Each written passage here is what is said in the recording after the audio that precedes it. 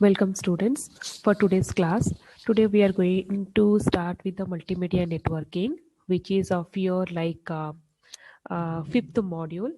So here there will be the outlines how we are going through the multimedia networking. The first one we are going to start with the multimedia networking applications. Then we will start with the streaming stored audio and video applications. Then voice over IP, then protocols for real-time conversational applications, then the network support for multimedia. So these things we are going to cover it up.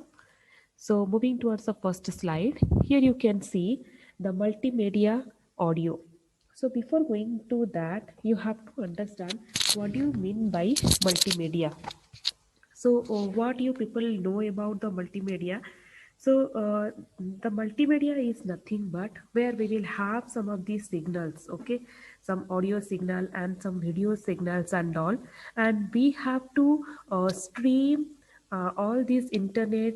We have to stream all this audio and video or IP telephony or any kind of your teleconferencing, okay, whatever we are doing, all these applications has to run over your internet. Okay, so you can have your interactive games over there, you can have your virtual world, the distance learning, all these things will be over your network. So majorly here this application will be a continuous process, okay, that is also known as your continuous media applications. And also it will have one kind of your elastic application that is also known as your email. Okay, so through that only you will have your high quality of data rate through which you are going to transfer or you are going to communicate with the other party with some of the performances in the sense you will have the latency or you will have the bandwidth or you will have the delay sensitive. All these things are going to be measured as your performance. So here you can see, if I will talk only about the audio and whatever I told the wavelength, so these all are my analog signals. Okay, so here if I will take the graph in my x-axis as time and y-axis as my audio signal amplitude, so how I'm going to measure it? So I already told you that over the internet, if you are going to send any of your like streaming video or audio or anything, so that has to be measurable here. Okay, they can provide many services actually. Okay, they can provide many services with high quality and with a very less error rate, or you can say that is a loss tolerant power. Fine. So here all these things are going to be transferred with a constant data rate value, and also this constant data rate can like communicate with another party, or you can say the destination side, with some of the values and some of the performances. So you may get small questions like a 2 marks of question based on your multimedia audio signals and all. Here for the telephone there will be 8,000 samples per second which used to traverse from your source side to destination side. And if you are playing any musical things, then it will be 44,100 samples per second are going to transfer from like your and through your analog signals. And suppose if I will quantized in the sense each sample I will quantize, that is I am going to do the rounded off. Then what will happen? Then here on this it will be like, if I have 2 power 8, then how many possible quantized values I will get? 256 possible quantized values I will get. It means that each quantized value will represent by bits. Okay, here whatever we are transferring, it will be represented as your bits, and there will be 8 bits for 256 values. So the question can arise like, how many bits you require for 256 values? So you can have 2 power 8, in the sense 8 bits are required for quantizing the 256 values.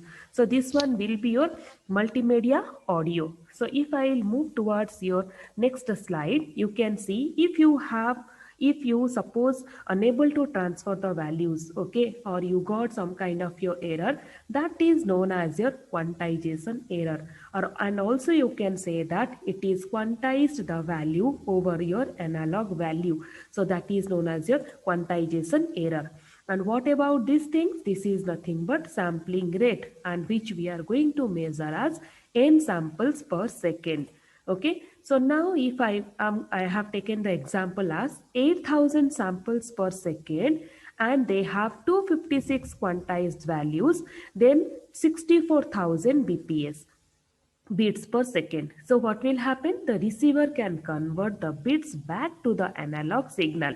Whenever we will transfer all this, that time what will happen is, once we have transferred, to send it back also, we want the like it had the signal has to come back in the term of your bits, which can reduce some of the quality. Okay, so here there are some examples, whatever is that the audio rate of all CD, MP3 and internet telephony. And also one more thing, before going to video, I just want to clarify that some of the applications will be there. Okay, so you can say that that is nothing but your streaming of any audio or video quality. So that time what will happen is, we will have the stored media, okay, which will contain some pre-recorded pre-recorded signals or pre-recorded values will be there, and all these pre-recorded values will be kept inside the server. So whenever any user wants to view, or if you wants to pause or rewind, or if you want to go for fast forward for that multimedia contents, then what will happen? It will be dependent on your response time, because the actions whatever it has been taken to pause or to rewind, it has to be measured in the order of your seconds, that you have to remember. And also if you want to go for streaming a video, or if you want to streaming a audio, that time any of the user, when they will start the play out for few seconds, then after once it will begin receiving the file from the server, then the user can receive the signals from one source to another locations, or you can say another server, or from other files it can receive. And this kind of techniques whatever we have, that is known as our streaming and streaming of audio and video. And also it will help you to download any of the file before starting the playouts. So these things are known as your, like how you are going to store the video, or how you are going to store the audio, how you are going to stream the audio and video. Majorly apart from these two concepts, you have one more concept, that is known as your continuous play out. Okay, so in continuous play out, you once you have your play out begins, it will proceed the it based on your original time whatever the recording has. Okay, and it requires a high quality of the picturization or anything whatever has done, and it will give you the end to end delay. Okay, like from the source to server to the client, it will give the end to end delay, and also it will have the high quality of things. So these all are some 3 points which I just wanted to highlight for you, because this is the applications on your network, multimedia networking. So now moving towards your multimedia video, you can see the sequence of images which is going to display at a constant rate. So here in this example, you can have 24 images per second. Okay, so we can see only the audio and video very easily, but actually how it is happening, and how they have taken the data and all, how the digital image, how the array of pixels will be represented, that things are also very important to know. So here in this digital image, the it will have the array of pixels. Okay, and each pixel will be represented as your number of bytes. Fine. So if you want to go for the coding, then what will happen? It will just use the redundancy within which and between the images. It will just decrease the number of bits whatever has been used to encode the image. So if we have done all these things within the image, that is known as your spatial image, spatial encoded version. And if you have done from image to text, then that is known as your temporal. Okay, so how to know which one is spatial and which one is temporal? You can see this image here. The spatial encoding example has given. You can see there are some dots are there. So here what we are doing is we are sending some n values of same color. You can see from the beginning we have some n values with the same color. Okay, and also we are sending only two values. What are the two values we are sending? The first one is your color value, that is your purple, and also one more is the repeated values, because whatever I have in the first, the second one also has to be same, because I don't need any changes here in this part. So what I will do, I'll just repeat it. So if I want to repeat any of the values, I should write the code or program in such a way that the value whatever I have initialized in the priorly, like that is here I have initialized the color values as purple. So I'm just going to repeat how many times, the number of times the my screen is visible. Okay, so the width of this my image, so that is known as your n value. So whatever the coding sequence I want to write, that is known as my spatial coding, uh, spatial coding. So this is these things I have considered for my frame I. So let's consider for my frame I plus 1 in the sense just I have moved little. Okay, so now if I have moved from one place to another place, but it will be a very fraction of second, that time what will happen? So where whatever the frames I have sent at the time period of I, now I have to send the frames at I+1, and then I can send only the difference from the I to I+1, because I was here, then when I moved, my this value also will get changed. So when I want to place over here, my I value has to change and it has to carry the difference. That is the reason it will happen in very fractional of second, we never observe, but actually behind the scene it happens in this way. So now how I'm going to measure all these things? I have to measure my video contents with the fixed rate, like that will be encoding fixed rate. So that is known as my constant bit rate, that is my CBR. Another one will be my VBR, that is variable bit rate.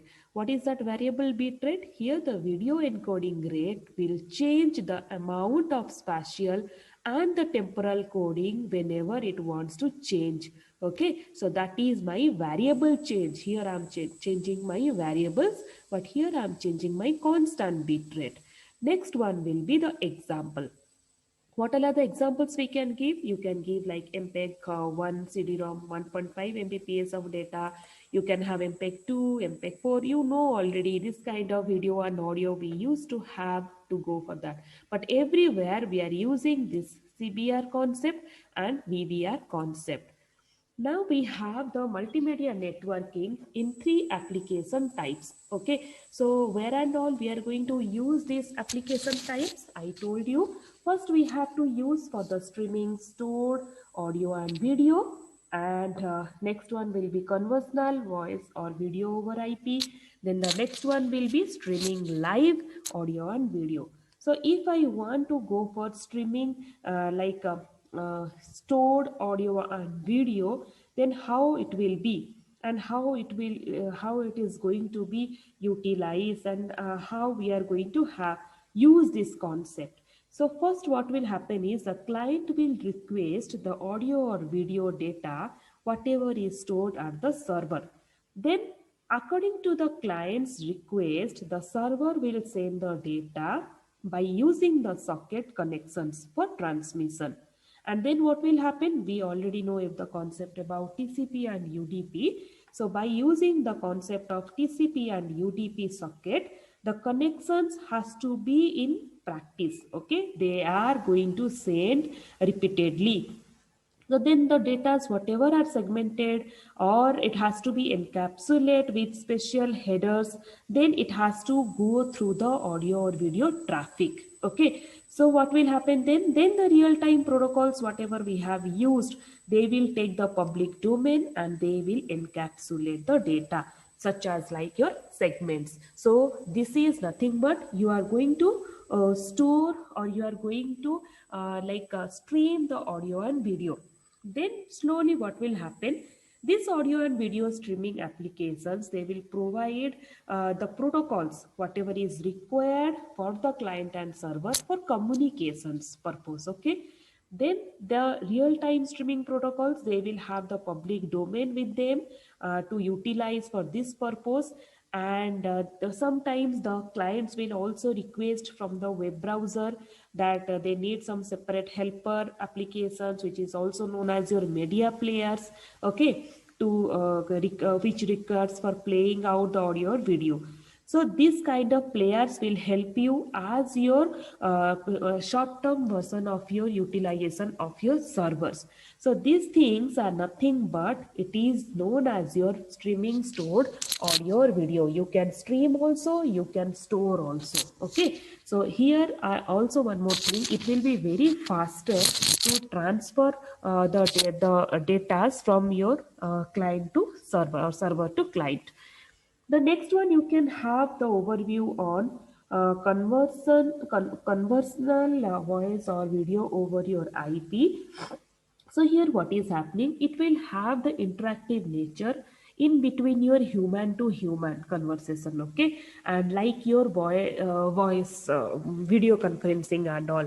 So that can be Skype, that can be Zoom, that can be anything. That is your conversational where you are having the conversations. The next one will have the streaming live audio and video. What is the meaning of that? This is also one kind of your applications. Whatever we are using, everything is known as one applications. And this is similar like your traditional radio and television types, okay, where the contents are going to transmit over your internet. And in these applications, what will happen? Many clients will be there who will receive the same program. And what is the problem is occurring here is the multiple clients on the internet, they will be unable to send because the traffic will come. Okay. So what they will do, they will use the concept of your IP multicasting, where it will be helpful for them to stream the live audio and videos. And also you can have one more applications, those who requires your continuous play out and the high quality of the end-to-end delay. Okay, so that kind of streaming live also we could have used. That is also one example given over here, that is live sporting events. Whatever you are seeing, everything is the streaming lively. So this is some application types. Now moving towards your streaming stored video in detail, you can have a diagram here where the x-axis is time and y-axis is your cumulative data. So here I have transferred from the server one movie or video which has been recorded already. So here I am sending the 30 frames per second. So here whenever I am sending the data values, everything is 30 frames per second. So this is my stored video which I have shared. What is happening? Second video also sent. Okay. So what is happening in the second video? That also I have shared in 30 frames per second. But what has been received in the client side? The video has been received successfully and played out at the client. That also 30 frames per second. You cannot find out any buffer system over here. Now next what happened? Whenever I have shared my stored video, here it had some network delay. So it is fixed in this delay because when I have transferred my data with the same network delay, it has been received in my client side. So my client won't come to know that how much of network delay I had in while streaming my stored video. So here what is happening? In the time of your streaming, at this time the client playing out early part of video while server still sending later part of video. Okay. So first he will see, then he will forward. It's like that. So here one more thing is that what all are the challenges we are going to find out inside the streaming stored video. The first challenges we are getting as continuous play out constraints. Here what is happening? Once the client play out begins, the playback must match with the original timing. Okay, if there will be a network delay, which is also known as a jitter, so if that is there, then we cannot match with the original timing. So if you want to match with the original time, then client side buffer also has to match with that requirements. This is a problem which used to happen while playing the stored video. And what are the other challenges? There will be a client interactivity, pause, fast forward, rewind, jump through the video. If you want to go for that, that also interactiveness will be there, but sometimes the video packets may be lost or it can be retransmitted because everything is depends on your network. So here on the same thing, you can see the streaming stored video revisited. Again, let's consider the same thing where my x-axis is working on time and my y-axis is working on cumulative data. So here what is happening? I have some constant bitrate video transmission, and here what is happening? You can see there is a variable network delay. If there is a variable network delay, then it will come in this way, and then the client video reception will be also in this way. So here my client play out will be delay, okay, because for transmitting only I got the network delay. So the constant bitrate video play out at the client side. So here what is happening? Due to this variable network delay, I had some delay over here, but the client's reception will be in the same way, because as we have started playing the server side video first, that's the reason the client matches with the server playouts and it started playing in a same frames per second. Here the buffered video got matched. So here the client side buffering and play out delay, it compensate the network added delay, that is known as your delay jitter. So here it has been matched because it has been started here, and here while reaching it has been already matched. So now here you can see the client side buffering play out. So from the video server we have sent the data, okay, in the rate at the rate of x of t, and here this is my client application which is having the buffer size b. This is my client. So here what is happening? We will have one kind of your buffer fill label, that is q of t. So what will be my play out rate? My play out rate has to be constant bit rate, that is in the term of r. So here you can see the initial filling of the buffer will be from this CBR, and that begins at the time period of T of P. So now my play out rate will be here. So that is my CBR. So now play out begins at T of P, and then the buffer label fills all the values whatever over the time period it had, and with the rate of x power t, x of t, which varies, and also the play out rate, the R will be constant and it's going to measure in that way. So this is your buffer fill label. So now if I'll consider about the play out buffering, where the average fill rate will be x bar and the play out rate will be R. So if this x bar is less than of your play rate, then what will happen? Then definitely the buffer will be emptying. It means it will freezing the video play out, okay, and the buffer again fills. If it is greater than R, then it will not be empty and it provides some of the initial play out delay. And one more thing here, it will be if we have their like initial play out delay trade off, what will happen? The buffer starvation will be like larger delay, and also it will have the delay, it will depend on while watching the video. So this is about your client side buffering. So now how the streaming is occurring inside your UDP side. So whenever the server will send any of the appropriate for the client like sending rate, so how we are going to measure? The send rate always will be equals to your encoding rate, and also it is equal to your constant rate. and this transmission rate will be congestion labels. So it will take some 2 to 5 seconds to remove all the network jitter, so that while streaming there should not be any congestions. And also we can recover all the errors whatever is having in that application label while transmitting the files. And also by using the RTP or RFC 2326, the multimedia payload, there are many types which will be working, may not be working on firewalls, because UDP is connection-less protocol. So definitely it will not work out, and it will have some delay jitters, and which has to be removed from the networking. And if I will consider about the HTTP, so how it is going to work out? So this multimedia file has to be retrieved by using the get method, that is your HTTP get method. And also it will send the maximum possible rate under your TCP, because this is TCP is connection oriented. So from your server side, when we are transferring the video file, it has to send through your TCP sender buffer. Then the variable rate will be x of t, which the TCP receiver side will receive in the buffer, and then it will forward to the application playout buffer. Why it will do so? Because it will fluctuate due to the TCP congestion control. But in the TCP congestion mechanism, there is a technique called a retransmission or in order delivery, where we can receive all the files in order, all the packets in order manner.